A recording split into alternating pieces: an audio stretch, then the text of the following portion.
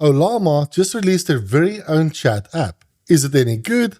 Let's check it out. If you're new to Ollama, it's a brilliant tool that makes it easy to run large language models on your own machine. This means you can download and run free open source models and then run these models on your own machine securely and locally. And it's really easy to set up as well. You simply download Ollama and install it for your operating system, and under their models page, you can search or browse models. And if you find something you like, all you have to do is copy this command and then run it in your command prompt or terminal. This will download the model and you can start interacting with it. Now, of course, running these models in a terminal environment is not very sexy. So what you could do is install something like OpenWebUI, which creates a user interface that calls these Ollama models. But of course, that's just another piece of software that we have to set up. So what the Ollama team did was launch their very own UI. So thankfully, setting this up is really easy. All you have to do is go to ollama.com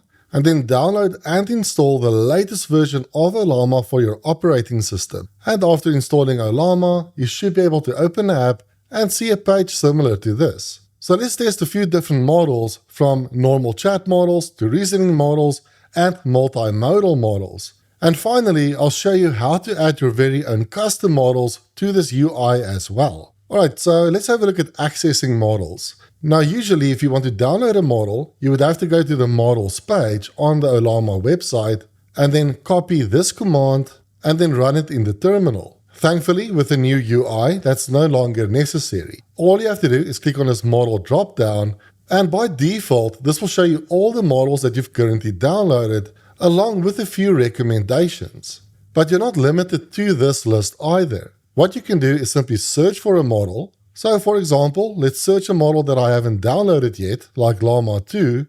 If we have a look at this list, Llama 2 is nowhere to be found. So what I can do is search for Llama 2, and there it is. So in order to download this model, all we have to do is click on this download button. When we send a message to this model, Ollama will realize this model hasn't been downloaded yet and start downloading it. Once you've downloaded the model, like Llama 3.2, we can start chatting to it. So let's simply say, hey, how are you doing? Ollama will stream in the response and then add it as a conversation on the left-hand side. Of course, we can start a new conversation at any time. So let's ask it, why is the sky blue? And that will add another conversation.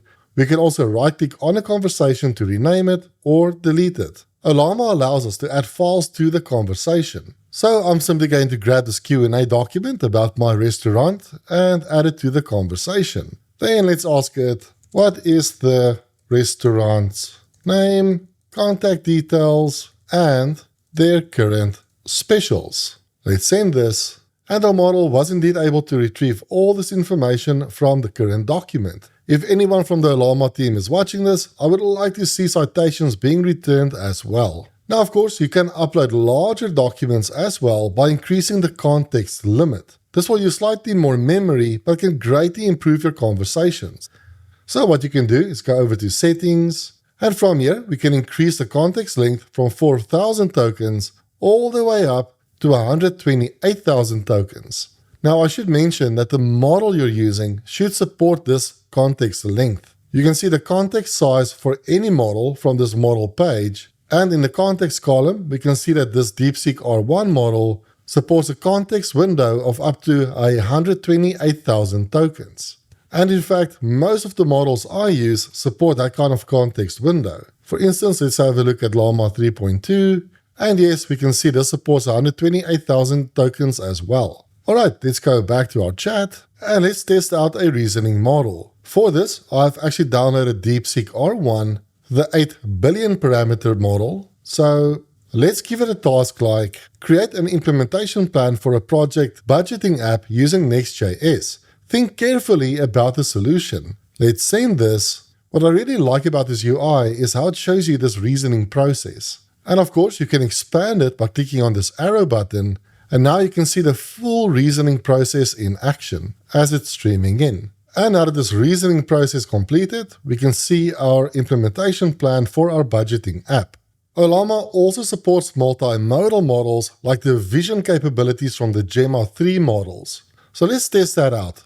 I've downloaded Llama 3, the 12 billion parameter model, and let's see if it's able to process images for us. So I'm going to pass it this thumbnail image and let's see what it says. So let's drag and drop it into the chat and let's say, what color is the man's shirt? Let's send this and it says the man's shirt is yellow. Alright, let's also ask it maybe about the logo and maybe let's ask it what this text is.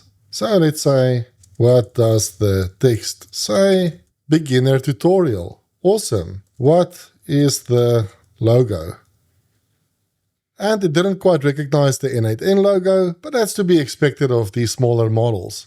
We can also add our own custom models to the chat as well. Now, unfortunately, there's no way to create custom models within this interface. And again, if someone from Ollama is listening, I would love to be able to set the system prompt or create custom models using this interface. But creating your own custom models is actually super easy. All you have to do is open up a folder on your machine and then create a file using a text editor. I'm actually going to use a code editor for this, but honestly, any text editor will work. All you have to do is create a new file in that folder and call it model file. The first thing we need to tell Ollama is which base model we want to use. So we can take one of the models that we've downloaded already, and then we'll add a system prompt on top of that model. So at the top, we can specify the model that we want to use as our base. I'll use Llama 3.2. Then below that, we can specify our system message. So type system, then 3 double quotations, and then to end it, enter 3 double quotations as well. Now, in between these, we can enter any system prompt we want. This will affect the role, the personality, and everything else about this model. So let's say I wanted this model to respond like Mario. I could say something like, you are Mario, the famous Italian plumber from the Super Mario video games, and you should respond to all questions and conversations as Mario would. And then I've just got a whole bunch of characteristics about his personality.